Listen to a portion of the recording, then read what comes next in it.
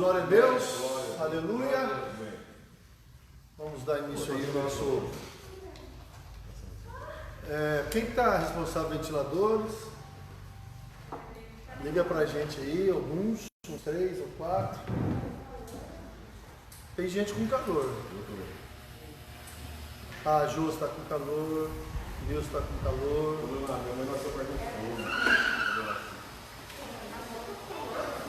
Glória a Deus, vamos nos preparando.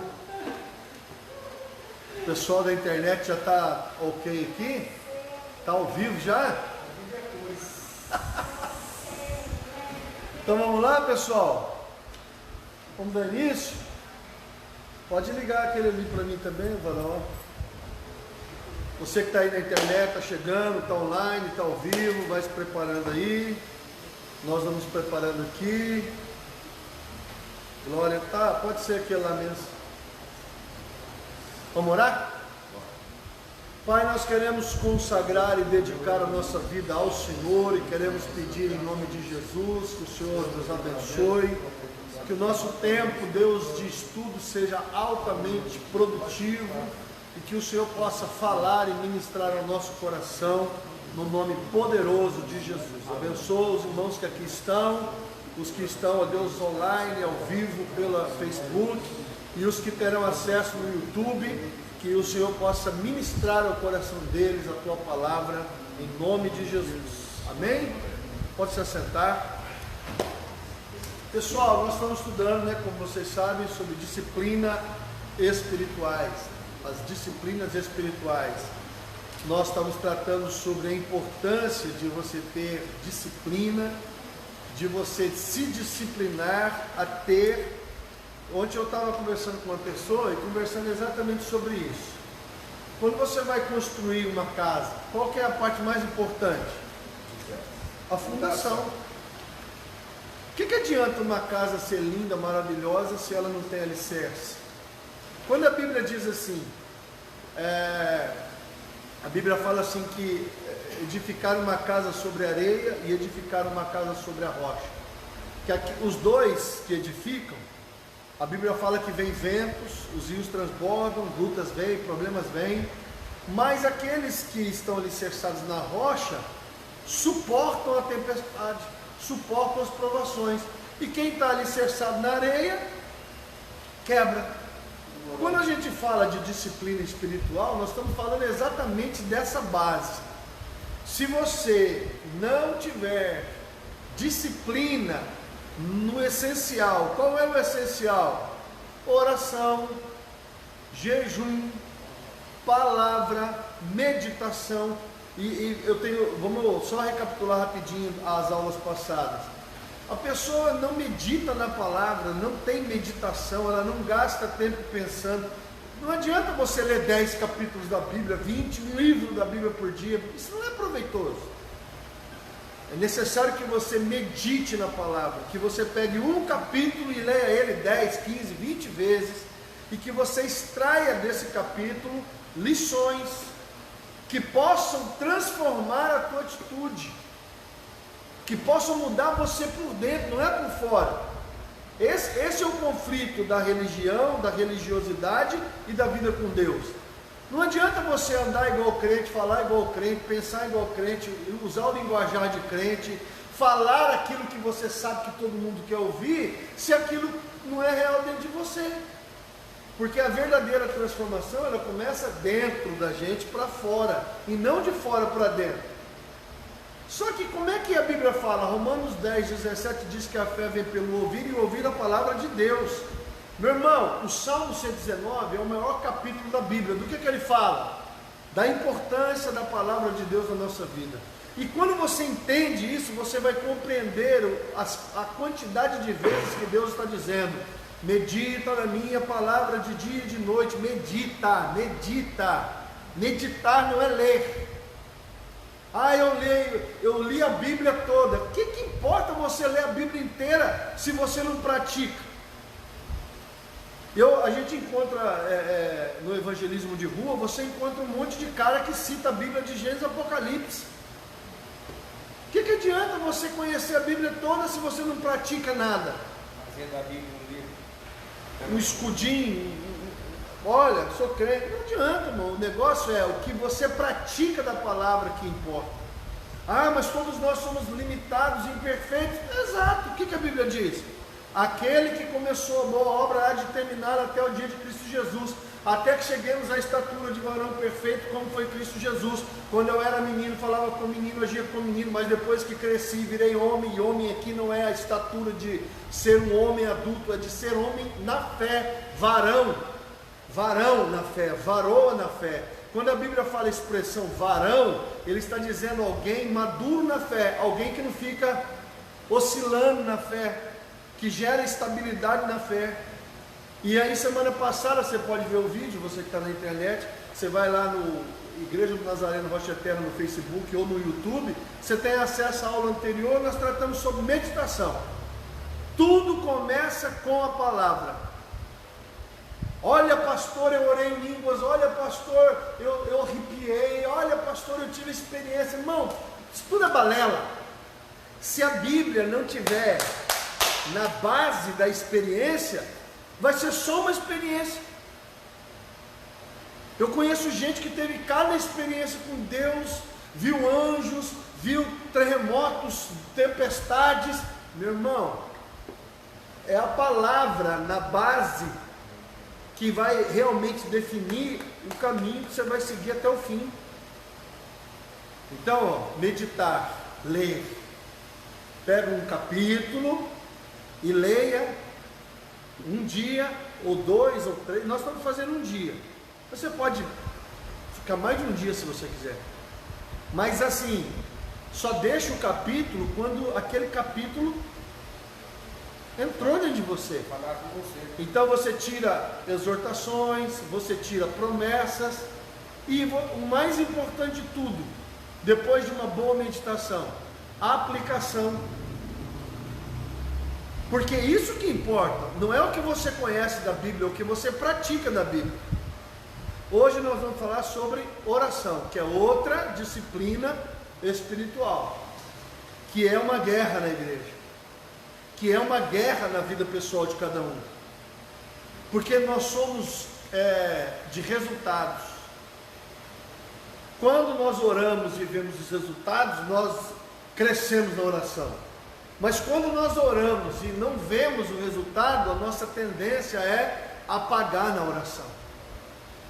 Mas a Bíblia diz: orai sem... Pastor, eu tenho que ter uma vida de oração? Sim. Quanto tempo? O dia todo. Em todo tempo você tem que estar conectado com o Senhor. Bom, a oração está na apostila aí, a última página. Está todo mundo comigo aí? Não é a nova não, tá? É o terminar antigo. Depois a gente entra na nova. Todo mundo achou aí? A disciplina da oração. A oração arremessa-nos à fronteira da vida espiritual. É pesquisa original em território inexplorado. A meditação introduz-nos na vida interior. O jejum é um recurso concomitante, mas a disciplina da oração é o que nos leva às obras mais profundas e mais elevadas do espírito humano. Em outras palavras, é o tripé. Você que já congrega comigo há algum tempo, ou que chegou agora, você já me ouviu falar, a pastora falar 1 milhão de vezes: oração, jejum, palavra. Oração, jejum, palavra. É o tripé da vida do homem de Deus, da mulher de Deus. Meu irmão, se você não tem o tripézinho bem estaficadinho no chão, você vai ser um cabra manco. Então você precisa entender que a palavra, ela é primordial. Sem a palavra, não adianta você orar o dia inteiro. Você entendeu ou não? Pastor, eu tenho 24 horas de oração. Filho, sem Bíblia não vai acontecer nada. Por quê? Porque o Espírito Santo usa a palavra de Jesus. A Bíblia, olha o que a Bíblia diz: que o Espírito de Jesus é o Espírito da palavra. A letra mata, mas o Espírito vivifica. E a Bíblia diz que Jesus é o Espírito da palavra. Por isso que lá em João capítulo 1 diz: no princípio era o Logos estava com Deus, o Logos era Deus. Tudo que foi feito pelo Logos, e nada do que foi feito sem o Logos se fez. E nós traduzimos para o português verbo. No princípio era o verbo estava com Deus, o verbo era Deus, porque no português a palavra que demonstra a ação é o verbo, mas no original é palavra, é Logos. Então a Bíblia está dizendo: Jesus é a palavra é Deus, a palavra move o céu e a terra. Então, não tem Bíblia, sabe o que vai acontecer? Nada. Ou, se você tiver uma experiência, ela vai simplesmente se diluir. Por quê? Porque sem a fundação da casa, todo o resto está exposto a romper a qualquer momento. A oração verdadeira cria e transforma a vida. Orar é mudar. A oração é a avenida central que Deus usa para transformarmos. E aí, pastor, então eu estou orando, jejuando para crescer e alcançar e conquistar. Isso é coisa de gente bamba, de nenê na fé. Você ora, jejua e medita na palavra para que Deus transforme você. Não, eu faço a obra de Deus, eu prego e evangelizo, blá, blá, blá, blá, blá, blá, blá, blá, blá. O que você faz para Deus é a tua obra para Deus, mas a obra de Deus em nós é mudar o nosso caráter ao caráter de Cristo. Então tudo que Deus faz em nós é o quê? Nos transformar à imagem e semelhança de Jesus. Então quando eu oro, quando eu jejuo e quando eu medito na palavra, o que Deus espera? Que essa disciplina de meditar, de orar, de jejuar, gere em mim uma transformação. Eu oro e jejuo para conquistar. Pode ser, mas a obra de Deus não é essa. A Bíblia diz: buscar em primeiro lugar o reino de Deus e a sua justiça, e as demais coisas vos serão. Eu não preciso sair correndo atrás de bênçãos. A Bíblia diz: bondade e misericórdia te seguirão todos os dias. Meu irmão, quem busca a Deus recebe bênçãos como herança. Quem não busca a Deus vai buscar bênçãos. A oração, o jejum e a meditação serve para quê, pastor? Para que Deus transforme. Por quê? Porque todos pecaram, todos saíram da presença de Deus, todos foram corrompidos. O pecado original deixou o homem corrompido, inclinado para o mal. Não há em nós, não há um ser humano que não tenha uma luta, uma inclinação. A Bíblia diz que a nossa natureza luta contra o Espírito de Deus. Não tem ninguém aqui que está me ouvindo, nem na internet, nem aqui na igreja, que possa bater no peito e dizer: não tenho fraquezas, não tenho lutas. Mentira! A diferença é que existem pessoas sinceras o suficiente de assumir as suas fragilidades e gente que quer pagar de super mega blaster santo. Eu falo para qualquer um, estou de pé pela graça de Deus. Não é em mim, eu sou bom. Não, a única coisa que eu tenho é uma capacidade de entender que eu não posso sair de Deus. A Bíblia diz: o pardal encontrou casa, a andorinha ninho para si e seus pintainhos, e eu encontrei os teus altares. E no altar do Senhor tem misericórdia, bondade, graça. Por isso que eu sempre digo lá em casa: melhor lugar do mundo, igreja. Melhor lugar do mundo, o altar. Então, se você entende isso, você vai entender que a oração e o jejum e a palavra tem uma função: transformar você em Jesus. Por que Jesus? Não somos cristãos? O que é um cristão? É um pequeno Cristo. Então Deus quer transformar eu e você à imagem e semelhança do Filho dele. A oração verdadeira cria e transforma a vida. Orar é mudar. A oração é a avenida central que Deus usa para transformarmos. Se não estivermos dispostos a mudar, abandonaremos a oração como característica perceptível de nossas vidas. Quanto mais nos aproximamos do pulsar do coração de Deus, tanto mais vemos nossa necessidade e tanto mais desejamos nos assemelhar a Cristo. Olha aqui, qual é a oração que todo mundo está disposto a fazer? Da conquista. Campanhas. Por que eu sou contra? Eu não proíbo, tá? Quem quiser fazer, faça. Mas por que eu sou contra campanhas na igreja? Porque você condiciona pessoas a buscarem a Deus por causa das bênçãos e não por causa dele. Pastor, você já fez campanha? Lógico que eu já fiz. Quando eu comecei meu ministério, todo mundo fazia campanha. Vamos fazer campanha. 7 semanas derrubando as muralhas. 7 semanas minha família na mão de Deus. 7 semanas. E aí vai. Quebrando as correntes. 7 semanas. Aí a pessoa fala, nossa, eu preciso de libertação. 7 semanas. Esses dias me perguntaram, pastor, na tua igreja tem campanha? Eu falei, toda terça e toda quinta. Uma liberta, a outra enche. Cara, mas é campanha? Eu falei, não, lá a nossa campanha é permanente. E conhecereis a verdade vos libertará, e você vai orar e vai ser cheio do Espírito Santo. É por isso. Ah, não, eu queria fazer campanha. Eu falei, tem 3 igrejas aí que eu apresento o nome para você vai fazer. Não, tem mais de 3, umas 20. Mas qual que é o problema da campanha? A pessoa chega na igreja por causa do quê? Por causa de uma necessidade, ela não chega por causa de Deus. E é a nossa desconstrução com as pessoas que vêm de fora, que não nasceram na igreja, não se converteram aqui comigo, é desconstruir na cabeça dela de que Deus é o servo dela e ela está na igreja para buscar a Deus e Deus vai abençoá-la porque ela está orando. E aí ela ora, Jesus me dá isso, me dá aquilo, me dá aquilo. Não, filho. A sua oração é, Senhor, olha para mim. Senhor, muda a minha vida. Senhor, transforma a minha vida. Eu quero ser como Jesus. Há algumas coisas dentro de mim que ainda não estão alinhadas com a tua palavra. Eu li a tua palavra hoje e eu estou vendo aqui na tua palavra algumas características que eu ainda não estou vivendo, mas eu quero viver. E aí, pastor, eu posso orar pelo pão de cada dia? Jesus nos ensinou na oração do Pai Nosso, pedir pelo pão de cada dia. Jesus nos ensinou na oração do Pai Nosso, orar pelos relacionamentos, perdoa as nossas dívidas, assim como nós perdoamos os nossos inimigos. Jesus nos mandou orar repreendendo as tentações e repreendendo o mal. Jesus já ensinou na oração do Pai Nosso quais são os vetores que você tem que ter na sua oração.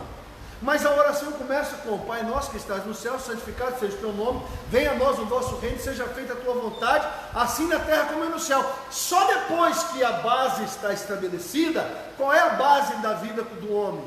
Deus, Pai nosso. Nós somos filhos de Deus. Aonde o Deus está? No céu. E qual é a nossa oração? Que a vontade de Deus prevaleça sobre a nossa vontade, que a tua vontade seja feita aqui, assim como ela é feita. Aí depois que a coisa está certa, porque a vida com Deus começa no relacionamento com Ele, e não naquilo que Ele pode te dar. Deus pode dar o pão de cada dia? Pode. Deus pode livrar você de doenças, enfermidades e um monte de coisa? Pode. Deus pode livrar você da tentação? Pode. Deus pode te dar carro, casa, moto? Pode. Só que esse não é o fim. Essa é a consequência, porque Deus é o meu Pai. Meu Pai. E um pai, ele vai sempre que possível, e sempre que oportuno, dar aos teus filhos aquilo que o seu filho precisa. Durante a minha vida toda, meu pai me supriu de muitas coisas. Eu tenho filhos, e dentro da minha possibilidade, eu tento suprir a vida deles. Porque qual é o pai que tem um filho e não quer ver o filho bem, crescer, mudar? Só que Deus não negocia. Então o objetivo da oração é mudança. Não adianta você, Senhor abençoa, Senhor abre porta, Senhor faz isso, Senhor faz aquilo, e você não muda. Continua a mesma coisa de sempre. Por isso que a Bíblia fala quando eu era menino. O que é menino? Imaturo, inexperiente. Mas quando eu cheguei a ser homem, deixei para trás as coisas de... Entende isso ou não? Quer dizer, eu nasci na fé e eu vou crescendo. E o que acontece se você não crescer? O que acontece no mundo físico quando uma pessoa não cresce? Emocionalmente, psicologicamente. Como é que você chama isso? Como é que é, doutor? Não, atrofia física, nanismo e companhia. Estou falando no todo. nós vamos usar uma expressão e dizer que aquela pessoa tem uma deficiência. Ela é um deficiente, ou físico, ou mental, ou emocional, ou espiritual. Aquela pessoa ela é deficiente mental, ela é uma deficiente física, ela é uma deficiente, ou se você quiser o politicamente correto, ela tem necessidades especiais naquela área. Mas então, agora leva para o mundo espiritual. O cara aceitou Jesus, mas não cresce. Está na igreja, mas não ora. Está na igreja, mas não lê Bíblia. Está na igreja, mas não medita. Está na igreja, mas não ora. Não muda. Deus falou comigo, só vitória. Deus nunca manda consertar, Deus nunca manda pedir perdão, Deus nunca manda confessar pecado. Que Deus é esse aí, irmão? Não estou entendendo esse povo não, parece que eu não estou lendo a mesma Bíblia. Cadê essa vida com Deus que não faz a pessoa chegar e falar, olha, eu estava errado e Deus me mudou, eu estava errado e Deus pediu para eu fazer isso de diferente? Porque se você não mudar, não há sentido nenhum nesse relacionamento com Deus. Não, Deus me ama como eu sou. Sim, Deus te ama como você é. Não tem nada que você vai fazer que vai fazer Deus te amar mais ou menos. Mas você vai falar para mim que Deus não quer que você mude? Você vai falar para mim que você não tem o alvo de ser como Cristo? Não, Jesus era perfeito, nós não seremos. A Bíblia diz, sede santo porque eu sou santo. Sede perfeitos como perfeito é o meu Pai. Ou então como é que é isso? Qual que é o alvo da nossa vida com Deus? Ser como Jesus.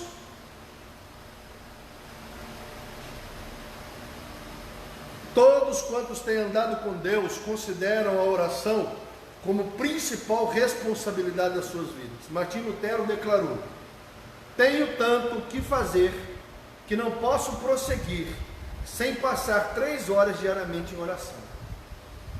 Para esses exploradores nas fronteiras da fé, a oração não era um pequeno hábito preso à periferia de suas vidas, era a vida deles. Ai, pastor, eu não tenho tempo para orar. Não tem mesmo não, irmão. Você tem tempo para tudo, né?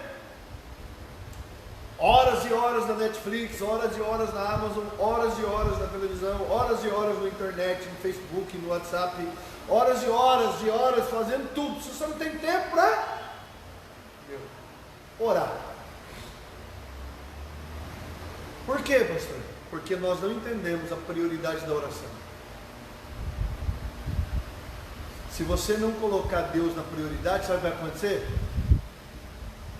É igual dar dízimo. Recebo, pago todas as minhas contas e vou dar o dízimo. Você sabe o que vai acontecer, né? Não dá. Senhor, não deu mesmo. Porque Deus nunca pediu sobra de ninguém. Eu recebo o meu subsídio e não faço nada, absolutamente nada, não pago ninguém sem antes dizimar e ofertar. Por quê? Porque a minha vida me ensinou que Deus não está atrás do meu dinheiro nem das minhas sobras. Deus está atrás do princípio que move o coração de Deus, de gratidão, independência e confiança. Eu vou orar a hora que der. Vai não, filho. O diabo vai agendar a sua agenda cheia de tantas coisas que você nunca vai ter tempo para orar. Olha, pastor, a minha vida está próspera, estou trabalhando loucamente. Olha, pastor, eu estou trabalhando tanto que eu nem tenho tempo para ir à igreja, nem tenho tempo para orar, não tenho tempo para nada. Bom, Deus não está te abençoando, quem está te abençoando é Satanás, para que você não tenha tempo para Deus. Esses gigantes da fé acham-se tão distantes de qualquer coisa que tenhamos que experimentar, que chegamos a desesperarmos. Mas em vez de flagelar-nos por nossa falha óbvia, deveríamos lembrar-nos de que Deus sempre nos encontra aonde estamos e lentamente nos conduz às coisas mais. Ezequiel 47. Veio um homem, mediu 1000 côvados, águas que me davam pelo artelho, mediu 1000 côvados, águas que me davam pelo joelho, mediu 1000 côvados, água que me dava pelos lombos, mediu 1000 côvados, e já era um rio que eu não podia atravessar senão a nada.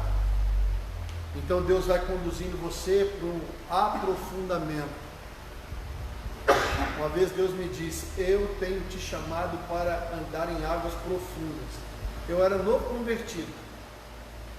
Depois de muitos anos é que eu fui entender aquela profecia. Quando Deus me disse: eu tenho te chamado para andar em águas profundas. E esse é o convite de Deus, que você vá se aprofundando na vida com Ele. Bom,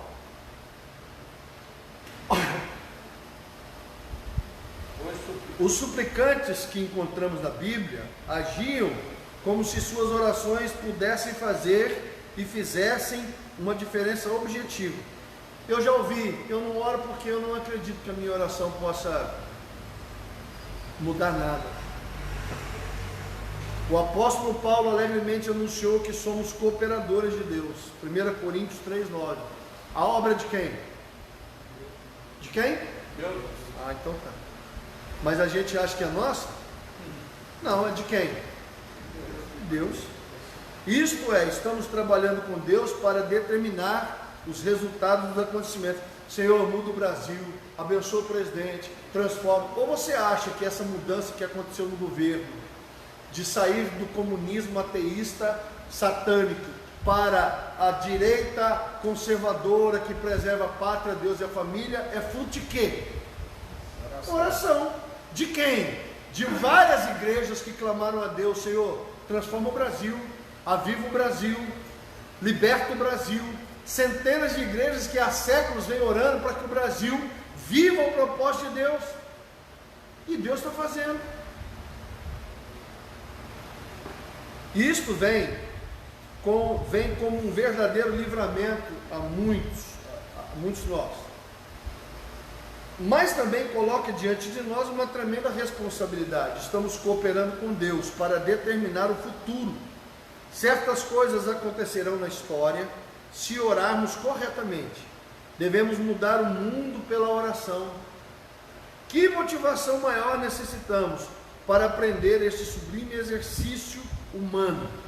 A oração é um assunto tão vasto e tão complexo que de imediato reconhecemos a impossibilidade de mesmo levemente tocar em todos os seus aspectos num único capítulo. Se você for fazer um seminário de apostila nova agora, se você for fazer um seminário sobre oração, você vai gastar anos para você falar da oração de todos os aspectos possíveis e imaginados. É um assunto muito amplo. Pastor, a gente se converte sabendo orar? Não, oração é aprendida. João Batista ensinou os seus discípulos, Jesus ensina os seus discípulos, pastor Júlio e pastora Diana de Dilane ensinam os seus discípulos. A oração aprende. Entenderam ou não? A oração é aprendida. Ensina-nos a orar. Então nós precisamos aprender a orar. A verdadeira oração é algo que aprendemos. Não entendi. Outro possível. A oração é algo que você aprende. Você aprende. Você entendeu? Você vai aprender a orar. Eu cheguei na igreja, aprendi a orar. Como? Ouvindo, vendo, lendo, estudando. Você aprende. Ande com quem ora e ora. Você vai orar. Você ora às vezes ouvindo alguém orar, você, nossa, olha aqui, né? Os discípulos pediram a Jesus: Senhor, ensina-nos a orar. Lucas 11:1. E eles haviam orado a vida toda. Não obstante, algo acerca da qualidade e quantidade de oração de Jesus levou-os a ver quão pouco sabiam a respeito da oração. Você acha que os judeus oravam ou não? Muçulmanos oram ou não? Falar de Oriente. Muito. Jejua, ora. Mas não é estranho que aquele povo judeu que nasceu dentro da sinagoga, que era criado chegar em Jesus e falar: ensina-nos a orar. Por quê? Porque havia algo de diferente na oração de João Batista, havia algo de diferente na oração de Jesus. Então a gente aprende a orar. Se a oração deles havia de produzir alguma diferença no cenário humano, era preciso que eles aprendessem algumas coisas. Durante anos eu havia orado por tudo e com grande intensidade, mas com pouco êxito. E então eu vi a possibilidade de eu estar fazendo algumas coisas erradas. Será que é possível? Pastor, eu oro, nada acontece. Será que não é você que está orando errado? A Bíblia diz: orais e não recebeis, orai porque pedir mal, para gastar nos seus próprios deleites. Podendo, entretanto, aprender de modo diferente. Peguei os evangelhos, recortei todas as referências à oração, colei em folhas de papel, e ao ler o ensino no Novo Testamento sobre oração, de uma sentada fiquei chocado. Ou as escusas e racionalizações para explicar a oração não respondida estavam erradas, ou estavam erradas as palavras de Jesus. Quer dizer, ou as palavras de Jesus estavam erradas, ou a oração dele estava errada. Resolvi aprender a orar de modo que minha experiência fosse conforme com as palavras de Jesus, em vez de tentar fazer suas palavras conformes à minha empobrecida experiência. Talvez a mais surpreendente característica de Jesus ao orar seja que, ao fazê-lo em favor de outros, nunca terminava dizendo: se for a tua vontade. Jesus sempre terminava a oração deixando o quê? Claro, o que ele estava pedindo, na certeza de que receberia. Nem o fizeram os apóstolos e profetas quando oraram em favor de outros. Obviamente acreditavam conhecer a vontade de Deus antes que fizessem a oração da fé. Estavam tão imersos no ambiente do Espírito Santo que, ao encontrarem uma situação específica, sabiam o que deveriam fazer. A oração era tão positiva que frequentemente tomava a forma de uma oração direta, autoritária: anda, fica, veja, ouça, levanta-te. Vendo no Espírito que havia fé nele para ser curado, disse: levanta-te, toma o teu leito e anda. Notei que ao orar para os outros, evidentemente não havia lugar para orações indecisas, tentativas, meias esperançosas que terminavam com: se for a tua vontade. A seguir procurei indivíduos que pareciam experimentar maior poder e eficácia do que eu na oração, e lhes pedi que me ensinasse tudo o que sabiam. E além disso busquei a sabedoria e a experiência dos mestres de oração do passado, livros que você pode ler sobre oração. Lendo todos os bons livros que eu pudesse encontrar sobre o assunto, comecei estudando os homens de oração do Antigo Testamento como um novo interesse. E o entendimento de que a obra da oração demanda de um processo de aprendizado livra-nos de arrogantemente descartá-los como falso ou irreal. Se ligarmos nosso aparelho de televisão e ele não funcionar, não declaramos que não existem ondas de televisão no ar. Supomos que algo está errado, algo que podemos encontrar e corrigir. Então, se as coisas não estão caminhando bem, eu preciso descobrir aonde está o erro. Verificamos a tomada de força, será que está ligado na energia?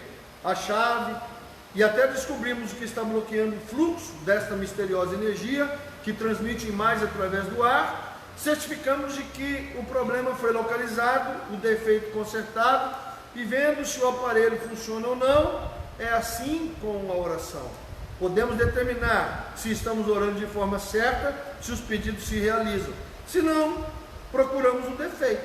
Talvez estejamos orando de forma errada. Talvez algo dentro de nós precise de mudança. Talvez haja novos princípios de oração a ser praticados, aprendidos. Talvez precisemos de paciência, porque há orações que você faz que realmente demoram para ser respondidas. Tem coisas que eu já orei por coisas que foram respondidas na hora. Podia ficar aqui dando experiência para vocês de situações que eu já vivi, de eu pensar e Deus responder. Já houve coisas que eu orei de manhã e Deus respondeu de tarde. Já teve situações em que eu orei na segunda Deus respondeu na outra segunda, no outro mês, 45 dias depois, e há uma oração que eu estou fazendo que Deus não respondeu há 27 anos.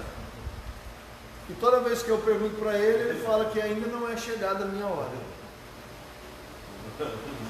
Tem 27 anos que eu estou orando, e Deus fala, ainda não é chegado o seu tempo. E aí, pastor? Ué, e aí que você continua? Tem coisa que você ora de manhã, acontece de tarde, tem coisa que você ora a vida toda. Por quê, pastor? Porque depende de uma série de situações e circunstâncias que precisam ser movidas. Ouvimos, fazemos os ajustes necessários e tentamos de novo. Podemos ter a segurança de que nossas orações estão sendo respondidas com a mesma certeza que temos de que o aparelho de televisão está funcionando. Um dos mais decisivos aspectos do aprendizado da oração pelos outros é entrar em contato com Deus, de sorte que sua vida e seu poder sejam canalizados para outros por nosso intermédio, e muitas vezes supomos que estamos em contato quando não estamos. Pastor, o senhor quer dizer, às vezes você acha que está tudo certo, mas não está. Por exemplo, dezenas de programas de rádio e televisão passaram pela sua sala enquanto você lia essas palavras, mas você deixou de captá-las porque não estava sintonizado com o canal. Você tem rádio na sua casa? Todo mundo tem. Mas quer dizer que você vai ouvir o que está passando na rádio? Não, só vai ouvir se ligar. É muito frequente que as pessoas orem e orem com toda a fé que há no mundo e nada acontece. Ouvir ao Senhor é a primeira coisa. A segunda coisa e a terceira coisa necessária é a oração bem-sucedida. Ouvir ao Senhor. Ouvir ao Senhor. Ouvir ao. Quais são os 3 segredos de uma oração bem-sucedida? Ouvir ao Senhor. Tem um nome aqui, Soren Kierkegaard, certa vez observou. Alguém orava pensando, a princípio, que a oração era falar, mas foi se calando mais e mais, meditação, até que, afinal, percebeu que a oração é ouvir. Eu oro, e depois eu me calo. Quando eu medito, Deus fala. Quando eu oro, eu só que tem gente que só não ouve. E tem gente que quer ouvir aquilo que quer ouvir e não aquilo que Deus fala. A meditação é o prelúdio necessário à intercessão. Por isso que nós chamamos de oração. A meditação é a oração contemplativa. Eu orei, eu falei, eu expulso. Mas agora eu preciso ouvir o quê? Deus. E eu ouvindo Deus posso fazer aquilo que Ele quer. Então a meditação é também conhecida como oração contemplativa. Mas foi se calando mais e mais até que afinal percebeu que a oração é ouvir. A meditação é o prelúdio necessário à intercessão. A obra de intercessão, às vezes denominada a oração da fé, pressupõe que a prece de orientação está perpetuamente ascendendo ao Pai. Devemos ouvir, conhecer a vontade de Deus e a ela obedecer antes que a peçamos para a vida dos outros. A oração de orientação constantemente precede e cerca a oração da fé. Eu estou orando para abrir uma igreja do outro lado da linha. Eu estou orando para que o Senhor possa alinhar, mostrar, fazer, para que o Senhor dê a estratégia. Então, por exemplo, as pessoas, o Senhor então vai abrir amanhã. Não, eu estou orando. Você ora, você põe diante de Deus e você entende, discerne as coisas que Deus quer que seja feito. Porque pessoas não vão querer. Para quê? Entende ou não? Para quê? Você vai encontrar gente, não vale a pena, vale a pena. Irmão, quem tem que falar é Deus. O desejo está no meu coração, mas a vontade é do Senhor. Porque se você ouvir os homens, não vai fazer nada. A oração de orientação constantemente precede e cerca a oração da fé. Eu oro, oro, contemplo, oro, medito, oro falando, oro ouvindo, oro escutando, oro meditando, oro no culto, oro durante a palavra em vez de ficar conversando, né? Depois eu chamo a atenção de que eu sou grosso. Estou falando e a pessoa conversando. Então, se é para conversar com alguém, fala com Deus. Você está ouvindo e orando. Eu posso orar o tempo todo. O tempo todo. A oração de orientação constantemente precede e cerca a oração da fé. Às vezes temos medo de não ter fé suficiente para orar por este filho ou por aquele casamento. Nossos temores deveriam ser sepultados, pois a Bíblia nos diz que os grandes milagres são possíveis pela fé do tamanho de um pequenino grão de mostarda. O que Jesus disse? Se a tua fé for do tamanho de um grão, você dirá, lança-te ao mar. Por quê, pastor? Porque o mundo espiritual gira pela fé. De modo geral, a coragem para orar a favor de uma pessoa é sinal de fé suficiente.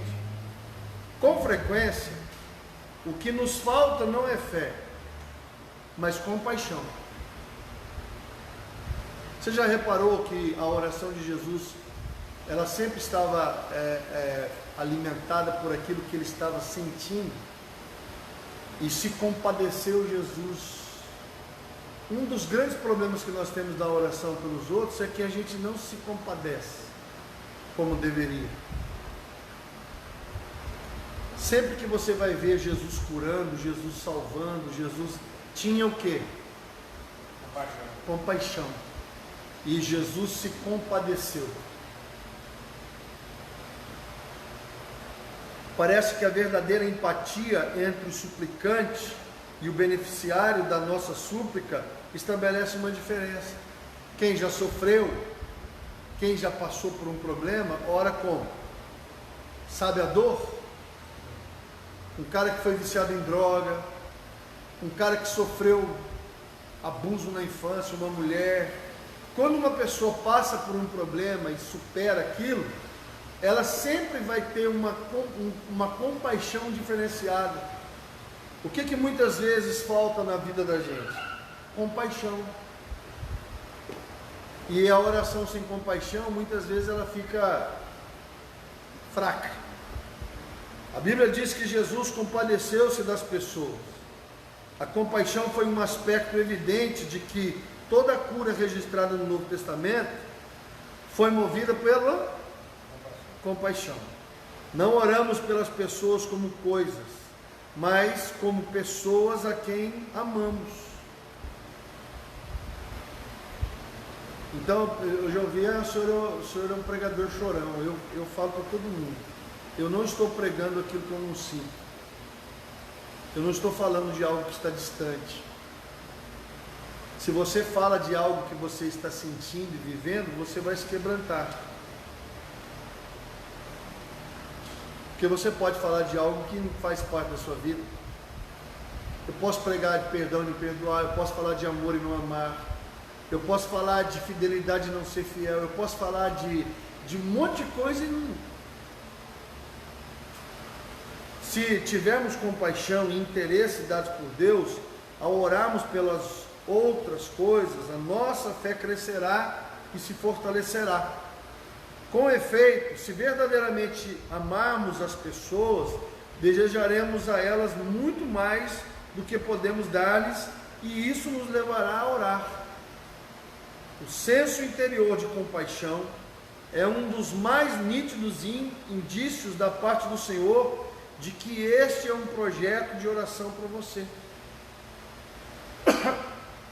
Nas horas de meditação, pode vir ao coração um impulso, uma compaixão para interceder, uma certeza de acerto, um fluxo do Espírito, que este sim, interior, é a autorização divina para que você ore pela pessoa ou situação. Eu sigo um pastor no YouTube, chama Tebijosh, e ele é muito usado com sinais, prodígios, maravilhas, libertação. Mas eu vejo, ele só ora por quem Deus mostra. Ele não ora, por exemplo, tem uma pessoa doente, vai lá e ele ora. Eu já vi assistindo cultos dele, assim, posicionamentos dele em relação assim, a pessoa está doente, está lá, está no culto dele e ele fala, Deus não me falou nada. Lembra quando a sunamita chega em Eliseu e aí ele fala assim, o Senhor me encobriu, porque ele era um homem de Deus e ele era um profeta, mas ele disse para Geazi, o Senhor me encobriu o coração dela. Deus não tinha mostrado para o profeta o que estava acontecendo. Então é muito importante dentro desse processo a gente entender isso. Por que a gente precisa ter uma vida de oração? Para que a gente possa entender o que Deus quer, para que a nossa vida de oração possa ser efetiva. O senso interior de compaixão é um dos mais nítidos indícios da parte do Senhor, nós já lemos isso. Então, uma certeza de acerto, este sim interior, é uma autorização divina para que você ore pela pessoa ou situação. Se a ideia vier acompanhada de um senso de abatimento, é provável então que você deva deixar o assunto de lado. Deus guiará outrem a orar pelo problema. Os picos menos elevados da oração. Nunca deveríamos complicar demais a oração. Somos propensos a isso, uma vez que entendemos que a oração é algo que devemos aprender. Também é fácil ceder a esta tentação, porque quanto mais complicada fazemos a oração, tanto mais as pessoas dependem de nós para aprender como fazê-la. Então a oração, se você colocar uma oração muito complexa, mas se a sua oração ela for objetiva e simples, as pessoas podem entender melhor o que você está falando. Eu tinha um pastor, muitos anos atrás, que a gente brincava que a gente tinha que ir com um dicionário para o culto. Ele usava tantas palavras difíceis que a gente não entendia muito bem o que ele estava falando. Porém, Jesus nos ensinou a dirigir-nos como crianças a um pai. Olha o modelo da oração de Jesus. Pai. Então, como é que deve ser a oração? É o mesmo estilo de relacionamento que você tem com o seu pai, com a sua mãe. Franqueza, honestidade, confiança marcam a comunicação do filho com o pai. Há certa intimidade entre o pai e o filho, com espaço tanto para a seriedade como para a gargalhada. Você já viu como é simples o filho se aproximar do pai, pedir uma coisa? Pai, me dá isso, pai, me dá aquilo, pai, faz isso, pai, faz aquilo. É uma conversa aberta, direta. Por exemplo, eu posso ir na casa do meu pai, hoje eu fui lá, não preciso falar que eu vou lá. Eu vou lá, sento lá, quando eu quero almoçar eu almoço, quando eu não quero eu não almoço. Se eu quiser comer gelatina, que sempre tem naquela geladeira, eu vou lá e como gelatina. Sempre tem uma aguinha com gás, às vezes tem, às vezes não tem. Se eu quiser dormir, eu durmo. Então, infelizmente, muita gente, com banana, infelizmente, às vezes as pessoas não entendem que a oração é um relacionamento entre um filho e o pai. Então, olha só, Jesus ensinou-nos a orar pelo pão de cada dia. Uma criança pede a refeição matinal na plena confiança de que essa será. Sofia acorda de manhã e fala, faz um leitinho? Faz um leitinho. Esses dias eu fui fazer compra lá, papai, compra um pacote de Nescau Ball, se o senhor puder. Cereal. Entendeu? Se o senhor puder, compra para mim. Simples assim. Aí eu chego lá no mercado, olho para o meu bolso, olho para o Nescau Ball dela. Mas como? Não tem como. Se nós entendêssemos isso na nossa oração, seria diferente. Mas pode ser, teve algumas vezes que ela me pediu, eu não comprei? Teve. Então a gente precisa entender que Deus nos ama independente daquilo que Ele pode ou não nos dar. Ela não precisa esconder algumas fatias do pão de hoje com receio de que amanhã não haverá nenhuma fatia disponível no que a ela concerne. Há um inesgotável abastecimento de pão. O pai e a mãe sempre dão um jeitinho de pôr o pão. Uma criança não acha difícil ou complicado conversar com seu pai, só depois que cresce. Nem ela se sente constrangida em trazer a atenção dele às mais simples necessidades. A imaginação, as crianças ensinam-nos o valor da imaginação. Como acontece com a meditação, a imaginação é um instrumento poderoso na obra da oração. Podemos ser reticentes em orar com imaginação, achando que ela está ligeiramente abaixo de nós. As crianças não têm essa reticência. Você já viu que a Bíblia fala que nós temos que ser como as crianças? Jesus falou que nós temos que ser como crianças, que os servos e servas de Deus têm que ser como crianças. Simples, franca. Você manda uma criança orar pela comida, se ela olhar alguma coisa na mesa, ela agradece pela comida e fala: Deus, mas eu não gosto disso, mas obrigado pelo alimento. Há uma sinceridade, há uma franqueza. A imaginação abre a porta da fé. Se pudermos ver com os olhos da nossa mente um casamento refeito que antes estava em frangalhos, ou uma pessoa que estava enferma e agora está bem, é curta a distância para crer que assim será. Tudo é possível que crer. Como sacerdote de Cristo, você pode executar um serviço maravilhoso, pegando os filhos nos braços e abençoando-os. Na Bíblia, os pais traziam os filhos a Jesus, não para que ele brincasse com eles, ou mesmo lhe ensinasse, mas para que ele pudesse colocar as mãos sobre eles e abençoá-los. Todos os dias eu peço bênção para o meu pai e para minha mãe.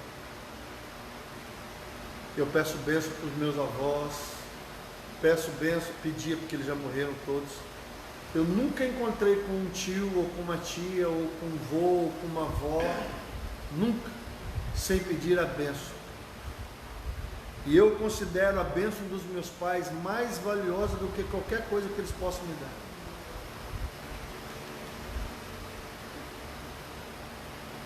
Não tem preço você receber uma bênção. Mais vale uma bênção, irmão, do que muito dinheiro. Quando eu fui abrir a igreja de Jaú, eu liguei para o pastor Luiz Henrique, falei que eu tinha encontrado no salão. Quando ele chegou lá, ele assustou porque o salão era muito grande e o aluguel era muito alto para a nossa realidade naquele momento. E ele me falou uma coisa muito bonita. Ele falou assim: filho, eu não tenho fé para isso, mas eu vou na tua fé. Se Deus está dando fé para você, eu vou na tua fé. Aí ele me fez uma pergunta: o que você precisa? Eu falei: da tua bênção. Eu quero que o Senhor ore por mim, e que o Senhor me abençoe, e eu terei todas as coisas que eu preciso. E ele começou a chorar, porque todos os pastores, ele era superintendente do Nordeste Paulista, todos os pastores pediam coisas, dinheiro, aluguel, metade do aluguel. E eu falei: eu só quero a tua bênção. E ele começou a chorar e disse: eu achei que não existiam mais esses tipos de homem, que uma bênção vale mais do que... As pessoas não entendem.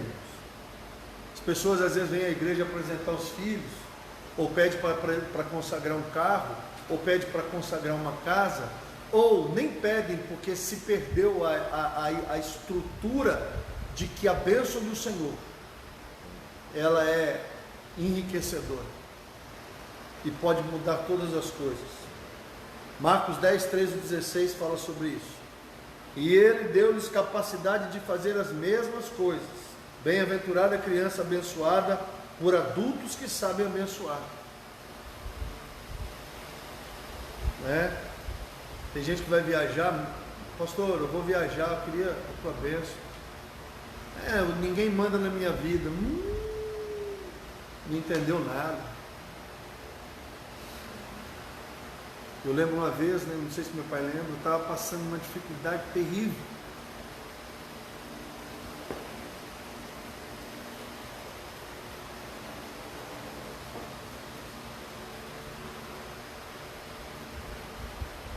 Eu liguei para o meu pai e falei: pai,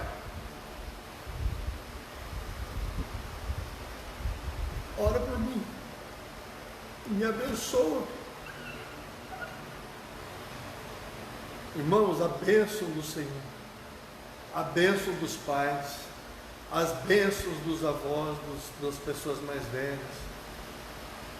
A pessoa vai responder: Deus te abençoe, meu filho. Meu Deus, que música. E se a pessoa tiver um pouquinho mais de espiritualidade, um pouquinho mais de conhecimento, ela ainda pode tornar a bênção. Eu amo ler aquele texto de Gênesis, quando Jacó vai morrer, e ele chama seus 12 filhos.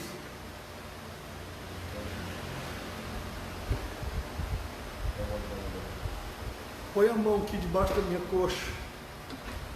E era aquelas bênçãos: olha, que nunca falte o orvalho, que nunca falte chuva, que você seja uma árvore frutífera, que as suas galhas se estendam sobre os muros. Cara, que coisa linda aquilo.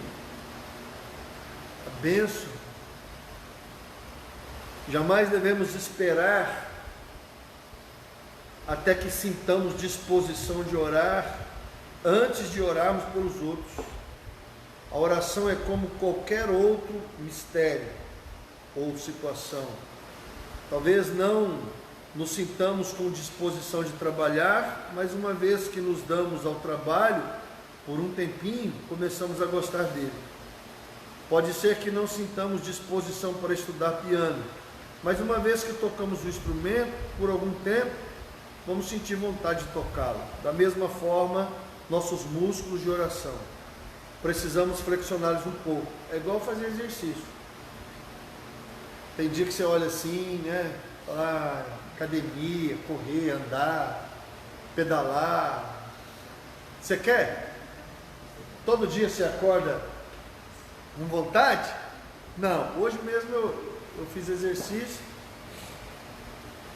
na companhia da minha sogra. Ela malhou comigo hoje. Coitada, judiei dela, cara. Mas ela fez. Estou toda feliz. Falei: amanhã cedo de novo, tá? Vou malhar com ela, vou fazer ela fazer exercício comigo. Você sente vontade? Não. Orar é a mesma coisa. Você sabe que você tem que ir. E uma vez que você começa a orar, uma vez que a oração é iniciada, a corrente sanguínea da intercessão, né, começa a movimentar e descobriremos que estamos dispostos a orar. Não temos de preocupar-nos com o fato de que esta atividade tomará muito de nosso tempo. Por quê? Ela não toma tempo algum, mas ocupa todo o nosso tempo. Por isso que a Bíblia diz: orai sem. Você pode orar dirigindo, trabalhando, comendo, costurando, lavando, passando, cantando, trabalhando. Você pode orar, irmão, o tempo todo. E é isso que Deus quer, que a gente ore sem. Não se trata de orar e depois trabalhar, mas na oração simultânea com o trabalho. Eu posso fazer todas as coisas e mesmo assim continuar orando. Precedemos, envolvemos e acompanhamos todo o nosso trabalho com oração. A oração e a ação tornam-se inseparáveis. Você já reparou quando você está bem preocupado com alguma coisa, você não consegue parar de pensar naquilo? E você fica o tempo todo orando? Você vai fazer um monte de coisa e a sua mente vai continuar orando? É isso que é orar sem cessar. Quando você consegue, por exemplo, e quando eu pedalo, principalmente longos trechos, quando eu ando de moto, viagem de moto, cara, eu já chorei muitas vezes. Porque o meu corpo está pedalando, eu estou andando, dirigindo, mas muitas vezes Esses dias eu fui na ponte pedalando, eu não vi trevo, não vi nada, quando eu vi eu estava na ponte. Mas o senhor não estava lá pedalando? Estava. Mas o meu espírito não estava pedalando, o meu espírito estava orando. O meu corpo estava pedalando, a minha alma estava pedalando, mas o meu espírito não estava. Tanto que eu não vi o trajeto. Quando eu assustei, eu estava na ponte. E depois que eu pensei, mas nem vi passar o trevo. Eu posso orar pedalando, eu posso orar andando de moto, eu posso orar limpando minha casa, eu posso orar trabalhando. E eu devo orar sem cessar. A oração e a ação tornam-se inseparáveis. Thomas Kelly conhecia esse modo de viver. Há um modo de ordenar nossa vida mental em mais de um nível de cada vez. Em um nível podemos estar pensando, discutindo, examinando, calculando, atendendo às exigências dos afazeres externos, mas no íntimo, no homem interior, na mulher interior, atrás dos bastidores, num nível mais profundo, podemos também estar em oração e adoração, em cântico e em culto, numa suave receptividade ao sopro do Espírito. Amém? Amém. Glória a Deus. Então nós precisamos entender que é a disciplina da meditação que vai alimentar o teu espírito com a palavra. A meditação se torna ao mesmo tempo uma oração contemplativa, aonde você pode falar com Deus e aonde você pode se calar para ouvir Deus. E aí essa dinâmica vai gerar em você a capacidade de ouvir o que o Senhor quer. Mas é um assunto tenso, por quê? Porque você pode ver a quantidade de pessoas na terça e a quantidade de pessoas na quinta e comparar com a quantidade de pessoas no domingo e comparar de domingo para domingo as pessoas na ceia. Sempre foi assim. Porque as pessoas não entendem que a meditação da palavra, o ensino da palavra associado à oração, que é a base para que você possa de fato ter uma vida plena com Deus. Não acontece nada na minha vida. Como que vai acontecer? Não tem palavra, não tem oração. Pastor, a pregação de domingo não falou nada comigo. Como que vai falar se você nem está apto, nem receptivo a nada? Está igual a história do homem que colocou o óculos no meio da Bíblia. Depois ficou a semana toda igual louco, porque ele precisava do óculos para dirigir. Ligou na igreja perguntando se o óculos não estava no banco. Ninguém achou o óculos. Por fim ele pegou um óculos velho que ele tinha guardado na gaveta, usou daquela semana. Quando ele pegou a Bíblia no domingo para ir na igreja, aonde estava o óculos? No meio da Bíblia, aquela Bíblia grande. E ele se constrangeu e ficou com vergonha, porque o que aquela experiência mostrou para ele? Que ele não lê. Se ele tivesse pego a Bíblia para ler, ele tinha achado o óculos. Tem a história verídica de um pai que deu um carro para o filho, deu um cheque e colocou no meio da Bíblia. E aí, em vez de ele dar o cheque, ele deu a Bíblia e disse: filho, eu quero dar para você essa Bíblia. E o menino estava esperando o quê? Um carro. E durante anos ele pegou a Bíblia e jogou lá com raiva e nunca leu a Bíblia. E ele ficou com raiva do pai a vida inteira porque o pai não deu o... O que aconteceu? Quando o pai morreu, ele foi ler. E o que ele encontrou no meio da Bíblia? Um cheque no valor de um carro zero. Como foi nos Estados Unidos essa história? O dólar valia a mesma, e aí ele chorou amargamente porque ele não entendeu o presente. Porque o pai disse que a coisa mais valiosa que ele podia dar para ele, e que daria para ele tudo o que ele queria, era a palavra de Deus, mas ele nunca leu a Bíblia. Tem muito crente assim. Tudo está lá dentro. Mas ele não usufrui por quê? Porque ele não lê. Não, mas eu leio a Bíblia, irmãos. Ler a Bíblia é uma coisa, meditar na Bíblia é outra. Não é igual a história de eu escuto e eu ouço. Existe uma diferença gigante de você estar aqui me escutando e existe uma diferença gigante de você estar aqui me ouvindo. Se você me ouviu, você vai sair com o que você aprendeu daqui. Se você só me escutou, daqui 1 hora, se alguém te perguntar o que o pastor Júlio falou, você não sabe. Porque o teu coração não está aqui. Disciplinas espirituais: meditar e orar. Aí na semana que vem a gente continua. Vamos ficar em pé? Senhor, nós queremos agradecer por esta hora de aula que o Senhor Deus nos proporciona de aprendermos e conhecermos um pouco mais da disciplina espiritual, da oração, da meditação. Queremos crescer no discipulado, de crescermos, ó Deus, nos elementos necessários para chegarmos até a Tua vontade e o Teu querer. Por isso eu oro, Deus, por todos aqueles que participaram dessa aula, por aqueles que ainda vão ouvir no Facebook ou no YouTube, e que o Senhor possa usar esta hora para ensinar muitos outros. E agora que o Senhor nos leve para o nosso lar, debaixo da Tua proteção e do Teu cuidado. E agora que o amor de Deus, nosso Pai, a graça de Cristo, a comunhão e o consolo do Espírito Santo seja com cada um de vós, desde agora e para sempre. Amém? Amém. Deus abençoe. Até quinta-feira, o nosso curso de oração.